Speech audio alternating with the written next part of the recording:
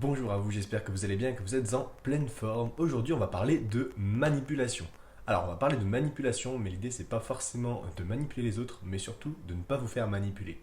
Il y a des personnes qui connaissent ces techniques-là, qui peuvent les utiliser pour vous manipuler, vous influencer d'une quelconque manière. Et le but de cette vidéo est de vous inciter à connaître ces manières de manipuler, afin que vous ne soyez pas, à votre tour, influencé. Restez bien jusqu'à la fin de la vidéo, toutes les manières de manipuler sont très faciles à identifier, également très faciles à mettre en place. Du coup, vous pourrez facilement vous rendre compte si quelqu'un est en train de faire usage de ces techniques sur vous. Si vous utilisez ces techniques de manière malveillante, je ne serai pas responsable, c'est votre responsabilité. Maintenant, il faut savoir que toutes ces techniques ont été prouvées scientifiquement. Je ne vais pas vous citer toutes les références dans la vidéo, sinon vous allez trouver ça un peu long et un peu chiant. Et c'est pas le but. Le but, c'est que vous connaissiez ces techniques de manipulation qui sont au nombre de 5. Vous êtes prêts? On y va.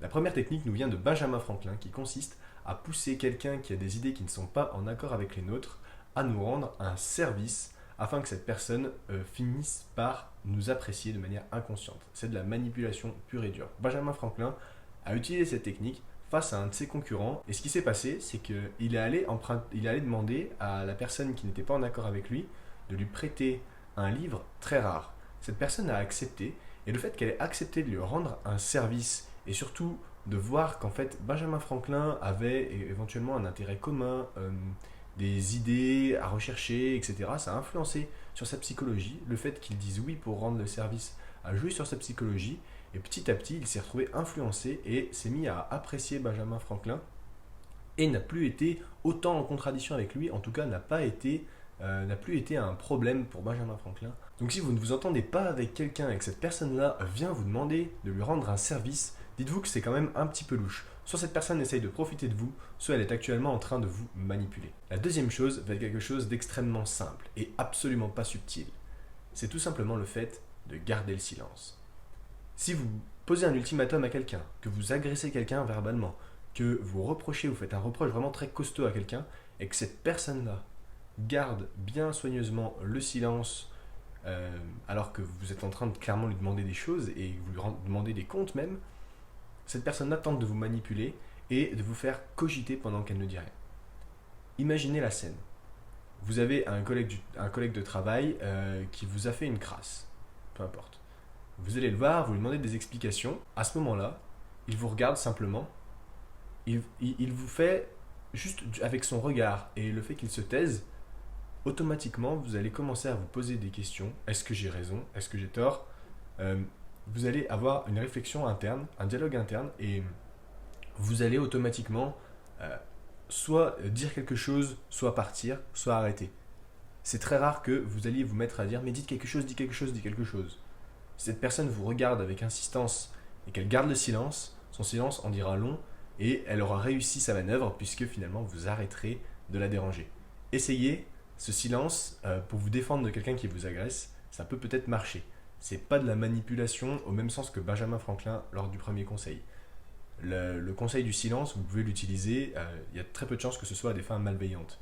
Quoi qu'il en soit, si quelqu'un le fait sur vous, cette personne est assez avancée en termes de manipulation et de communication. La troisième chose, alors ça peut se remarquer si la personne le fait vraiment avec insistance, c'est d'utiliser le prénom de la personne de qui vous voulez quelque chose. Le fait d'utiliser le prénom augmente vos chances de 30 à 70% de réussir à convaincre la personne ou à aider la personne à adhérer à votre idée.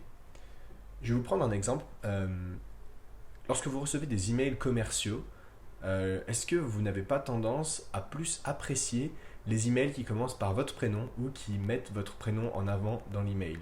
Logiquement, si vous avez tendance à plus apprécier ces emails-là, parce que vous sentez que c'est personnel et c'est toujours agréable pour une personne d'entendre son prénom, à moins que la personne déteste son prénom. Donc si quelqu'un, même lorsqu'elle vous parle dans les yeux, utilise sans cesse votre prénom pour essayer de vous convaincre de quelque chose, c'est vraiment que cette personne-là est en train d'essayer d'user de ce procédé de manipulation. Alors, il ne faut pas non plus en faire une amalgame, c'est-à-dire que quelqu'un qui va utiliser votre prénom à chaque fois ne le fera peut-être pas exprès, mais si vous sentez vraiment que cette personne le fait avec insistance et vous sentez que cette personne cherche à vous manipuler consciemment et qu'elle utilise votre prénom, bah vous savez que là, si elle utilise votre prénom, c'est pas pour vous faire plaisir, mais c'est vraiment pour obtenir quelque chose en plus de vous. Mais il ne faut pas non plus tomber dans la paranoïa. Une personne qui va utiliser votre prénom inconsciemment. Par exemple, votre mère qui vous appelle 3 fois pour ranger votre chambre, ce ne sera pas ça qui fait que votre mère essaie de vous manipuler. Les deux dernières choses sont vraiment puissantes. Alors, ces deux techniques de manipulation sont liées d'une manière spéciale. Elles sont opposées, mais elles sont destinées à avoir le même résultat. C'est le nez dans la porte et le pied dans la porte. D'abord, le pied dans la porte, c'est une technique qui consiste à demander quelque chose à quelqu'un qui est totalement irréalisable, c'est-à-dire une demande grotesque, une demande énorme, une demande que cette personne, vous savez très bien qu'elle va dire non, elle va être même surprise que vous lui fassiez une telle demande, et le fait de faire ça, ça va mener au fait que lorsque vous allez demander la demande suivante qui sera plus petite, plus raisonnable, qui est la demande que vous aviez prévu de faire dès le départ, cette personne sera beaucoup plus enclin à dire oui. Donc si vous sentez que quelqu'un arrive vers vous et vous dit excuse-moi, est-ce que tu peux garder mon chat pendant toute la semaine parce que là, j'ai quelqu'un qui vient chez moi et il est allergique au chat. Il vient toute la semaine, il est allergique au chat. Et que vous, forcément, vous n'allez pas pouvoir le garder peut-être toute la semaine, cette personne le sait très bien. Et vous allez dire, ah non, c'est pas possible, etc. Et ensuite, elle va vous demander, alors est-ce que tu peux le garder 2 heures, s'il te plaît? Est-ce que tu peux me le garder 2 heures ce jour-là? Vous venez de dire non, vous vous sentez mal à l'aise du fait d'avoir dit non, et là, elle vous demande une toute petite demande à côté de ce qu'elle vous avait demandé juste avant, et là, vous vous dites, votre cerveau automatiquement va se dire, oui, je peux bien faire ça, même si au final, vous n'en aviez pas forcément envie au départ, que vous ne vouliez pas du tout garder le chat, le fait qu'elle vous ait demandé ça avant, vous allez voir que ça joue sur votre psychologie. Donc il faut faire attention aux personnes qui viennent vous demander quelque chose de grotesque, puis après vous demandent quelque chose de plus raisonnable, mais c'est à la base la demande qu'elles avaient prévu de formuler. C'est un petit peu comme en négociation. En négociation, on peut avoir tendance à baisser le prix beaucoup plus bas que le prix qu'on veut réellement payer pour que le prix qu'on fixe finalement paraisse raisonnable comparé à la demande de départ. C'est une technique qui est très utilisée dans la négociation. Maintenant, le nez dans la porte. Le nez dans la porte, c'est le même principe, sauf qu'au lieu de demander quelque chose d'excessif, vous allez demander quelque chose de simple à résoudre. Par exemple, admettons que vous êtes photographe et là une personne vient vous demander de simplement prendre un petit cliché d'elle et de lui envoyer par email. Vous allez le faire, voilà, vous allez prendre le temps de le faire et puis cette personne du coup, elle aura enclenché un système entre vous qui fait que vous acceptez entre guillemets de lui rendre des services. Vous avez déjà accepté de lui rendre ce petit service, vous avez déjà accepté cette petite demande, alors elle va tenter une demande un peu plus élevée et un peu plus élevée encore et encore. Et en fait, elle vous met dans un processus de oui. Plus vous dites oui, plus vous avez envie de dire oui. Et en fait, ce processus de oui fait qu'on a du mal à s'en sortir après. On a dit oui une fois, on a dit oui 2 fois. Pourquoi est-ce qu'on ne dirait pas oui une 3e fois, etc.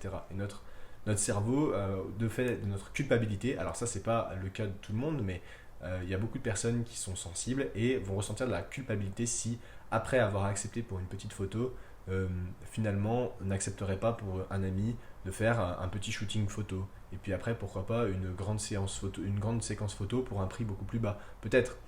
C'est des idées qui me viennent comme ça, mais l'idée c'est de demander un petit service ou faire une toute petite demande, quelque chose que la personne ne peut pas refuser, pour ensuite en faire une un peu plus grosse qui est la vraie demande qu'on voulait formuler au départ. Voilà pour ce qui est de 5 techniques de manipulation. Sachez qu'il n'y a pas que ces techniques là, il en existe d'autres dans desquelles je parle dans ma formation Envol vers la réussite. Si vous voulez rejoindre la formation, vous pouvez avoir plus d'informations en cliquant dans le lien qui est dans ma description. Cette formation, elle est centrée sur le développement personnel, mais surtout les facteurs de réussite. Vous allez comprendre comment moi, qui étais un ancien timide, qui n'avait absolument pas confiance en soi, incapable de lever la main en cours, qui demandait même pas au chauffeur de bus de s'arrêter quand il ratait son arrêt, aujourd'hui je suis capable de vous tourner des vidéos, de vous parler de communication, de manipulation, et de pouvoir parler comme ça avec des gestes et d'aller toujours de plus en plus loin dans mes projets entrepreneuriaux. Vous allez pouvoir comprendre tout ça grâce à la formation, vous allez pouvoir atteindre le même stade, vous allez sortir de votre zone de confort de manière efficace avec une formation qui est tournée vers l'action.